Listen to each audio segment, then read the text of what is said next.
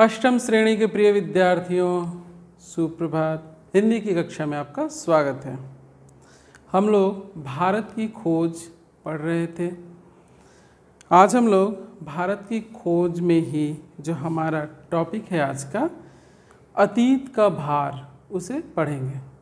तो चलिए देर न करते हुए पाठ को प्रारंभ करते हैं। मैं पाठ को पढ़ते हुए आपको पाठ समझा रहा हूँ। ध्यान से अपनी पुस्तक की सहायता से मेरी बातों को मिलाइए। दूसरी जेलों की तरह, हम लोग जानते हैं कि पिछली कक्षा में हम लोगों ने यह जान लिया था कि नेहरू जी की यह 9वीं जेल यात्रा थी, अर्थात इससे पहले वो 8 बार जेल जा चुके थे। यह उनकी 9वीं जेल यात्रा थी। अब जेल में है तो जेल के अनुसार ही सारी चीज़ें होती हैं। तो दूसरी जेलों की तरह कह रहे हैं नेहरू जी की, दूसरी जेलों की तरह यहाँ अहमदनगर के किले में भी मैंने बागवानी करना शुरू कर दिया था। यानी वो बाग बगीचों की देखभाल, फूल पत्तियाँ लगाना, अगर कहें तो गार्डनिंग, तो वो बाग बगीचों की देखभाल कर रहे थे, वहाँ अपने अनुसार फूल पत्तियाँ लगा रहे थे, तो बागवानी करना शुरू कर दिया। मैं रोज़ कई घंटे तपती धूप में भी फूलों के लिए क्यारियां बनाने में बिताने लगा। मिट्टी बहुत खराब थी, पथरीली और पुराने मलबे और अवशेषों से भरी हुई। अर्थात जहां वह किला था, जहां वह बागवानी कर रहे थे, उसकी जो मिट्टी थी वह पथरीली थी और अवशेषों से भरी हुई थी। किस चीज़ के अवशेष थे वे? पुरानी चीज़ों के अवशेष थे। हम लोग जानते हैं कि कई बार एक ही निर्माण के ऊपर हम लोग दूसरा निर्माण कर देते हैं, अर्थात एक निर्माण को तोड़कर दूसरा कुछ बनाते हैं, तो उसके अवशेष वहाँ बचे रह जाते हैं। तो क्या वही कह रहे हैं कि पुरानी, पथरीली और पुराने मलबे और अवशेषों से भरी हुई थी। चूँकि यह इतिहास स्थल है, इसलिए अतीत में इसने कई युद्ध और राजमहलों की दुर्भिक्ष संधियाँ देखी हैं।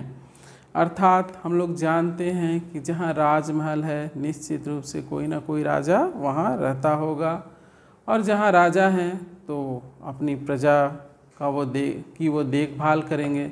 और एक राजा दूसरे राजा पर हम लोग जानते हैं कि आक्रमण करते हैं, युद्ध करते हैं, अपने क्षेत्र का विस्तार करने के लिए, अपनी शक्ति का विस्तार करने के लिए।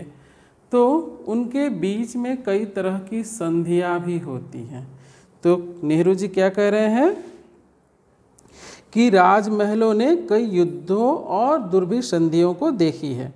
यहाँ का इतिहास बहुत पुराना नहीं है, यानी अगर कहा जाए तो 1000-5000 साल का इतिहास वह नहीं है, तो ज़्यादा पुराना नहीं है।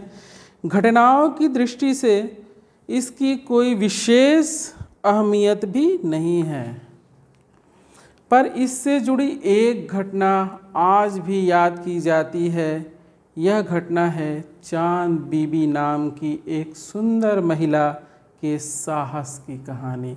हम लोग जानते हैं चांद बीबी एक वीरांगना थी, जिन्होंने अकबर की सेना से, अकबर की जो शाही सेना थी उससे हार नहीं मानी और ना ही अपने घुटने टेके।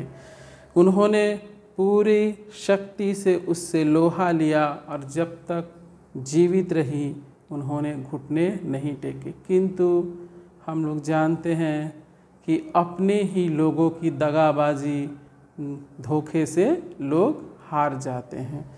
तो नेहरू जी कह रहे हैं कि उसके साहस की कहानी है, जिसने इस किले की रक्षा के लिए अकबर के शाही सेना के विरुद्ध हाथ में तलवार उठाकर अपनी सेना का नेतृत्व किया, पर अंत में उनकी हत्या उनके अपने ही एक आदमी के हाथों हुई।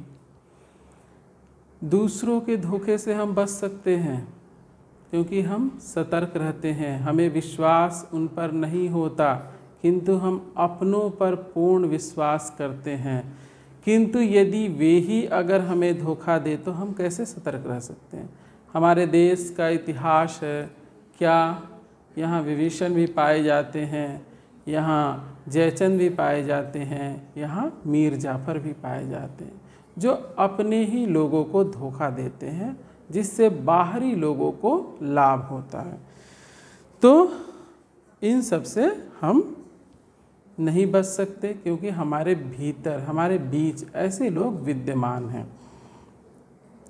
खुदाई के दौरान हमें ज़मीन की सतह के बहुत नीचे दबे हुए प्राचीन दीवारों के हिस्से और कुछ गुंबदों और इमारतों के ऊपरी हिस्से मिले।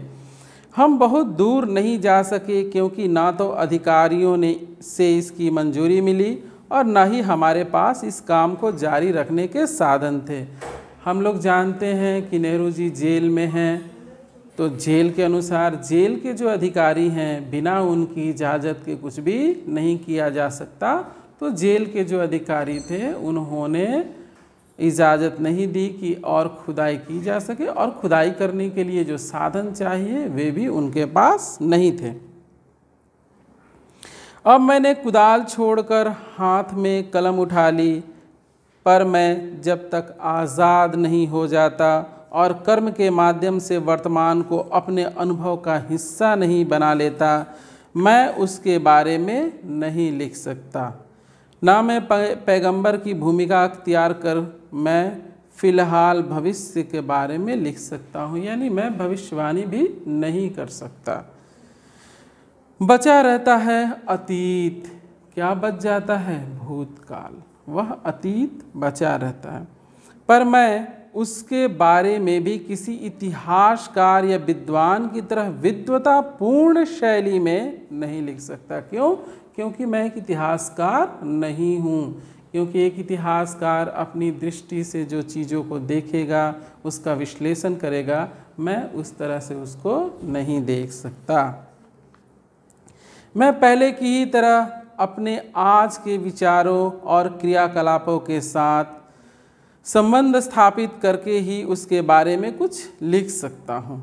गेटे ने एक बार कहा था कि इस तरह का इतिहास लेखन अतीत के भारी बोझ से एक सीमा तक राहत दिलाता है। यानी जो इतिहास होता है, तो नेहरू जी जिस इतिहास को लिखना चाहते थे, तो उसके संबंध में यही कह रहे हैं कि वह एक सीमा तक क्या करता है, उस बोझ से हमें राहत देता है।